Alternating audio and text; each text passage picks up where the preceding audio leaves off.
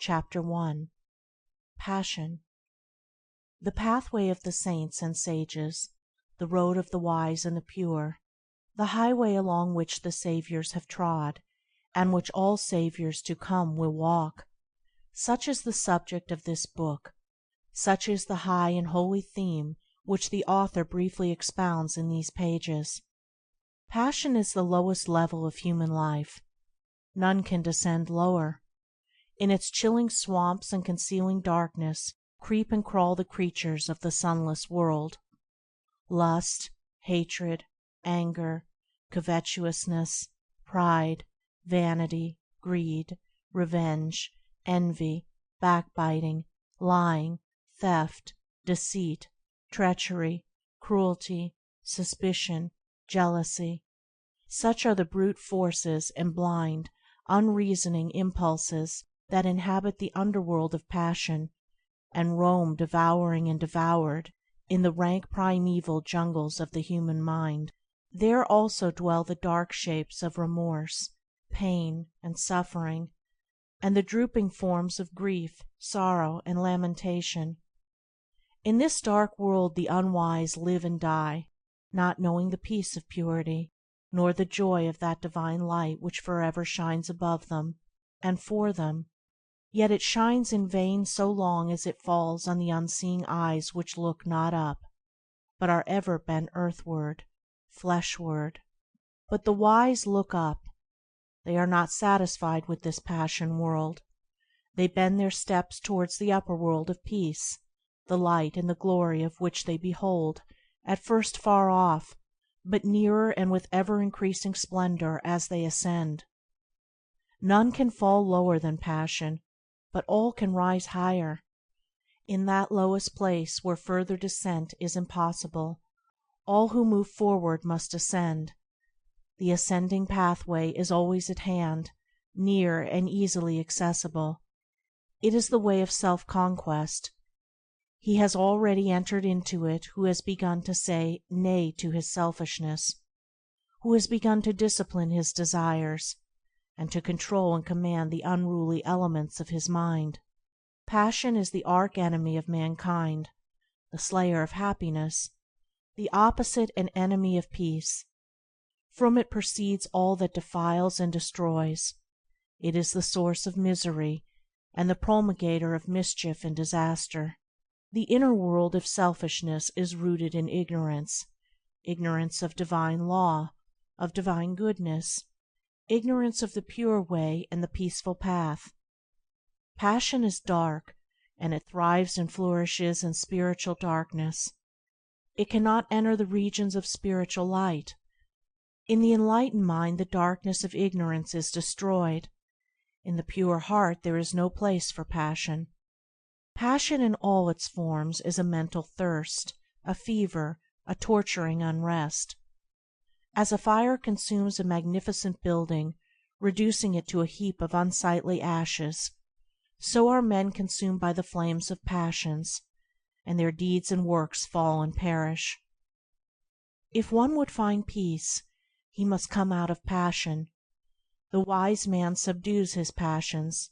The foolish man is subdued by them. The seeker for wisdom begins by turning his back on folly.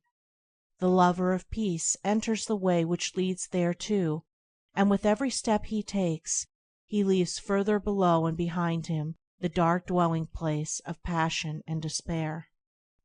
The first step towards the heights of wisdom and peace is to understand the darkness and misery of selfishness, and when that is understood, the overcoming of it, the coming out of it, will follow.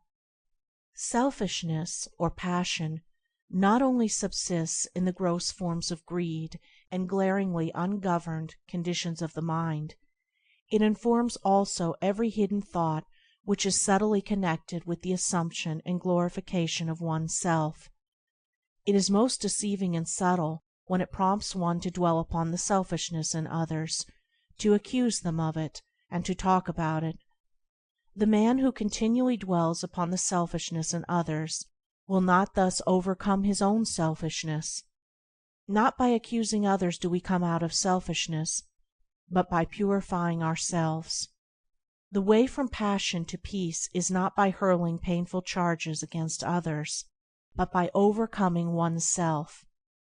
By eagerly striving to subdue the selfishness of others, we remain passion-bound. By patiently overcoming our own selfishness, we ascend to freedom. Only he who has conquered himself can subdue others, and he subdues them not by passion, but by love. The foolish man accuses others and justifies himself, but he who is becoming wise justifies others and accuses himself. The way from passion to peace is not in the outer world of people. It is in the inner world of thoughts. It does not consist in altering the deeds of others. It consists in perfecting one's own deeds. Frequently, the man of passion is most eager to put others right, but the man of wisdom puts himself right. If one is anxious to reform the world, let him begin by reforming himself. The reformation of self does not end with the elimination of the sensual elements only. That is its beginning. It ends only when every vain thought and selfish aim is overcome. Short of perfect purity and wisdom, there is still some form of self-slavery or folly which needs to be conquered.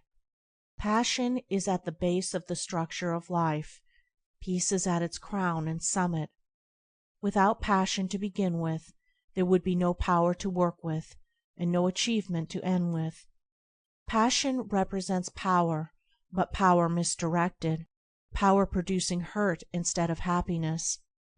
Its forces, while instruments of destruction in the hands of the foolish, are instruments of preservation in the hands of the wise. When curbed and concentrated and beneficially directed, they represent working energy. Passion is the flaming sword which guards the gates of paradise. It shuts out and destroys the foolish. It admits and preserves the wise. He is the foolish man who does not know the extent of his own ignorance, who is the slave of thoughts of self, who obeys the impulses of passion. He is the wise man who knows his own ignorance, who understands the emptiness of selfish thoughts, who masters the impulses of passion. The fool descends into deeper and deeper ignorance. The wise man ascends into higher and higher knowledge. The fool desires, suffers, and dies. The wise man aspires, rejoices, and lives.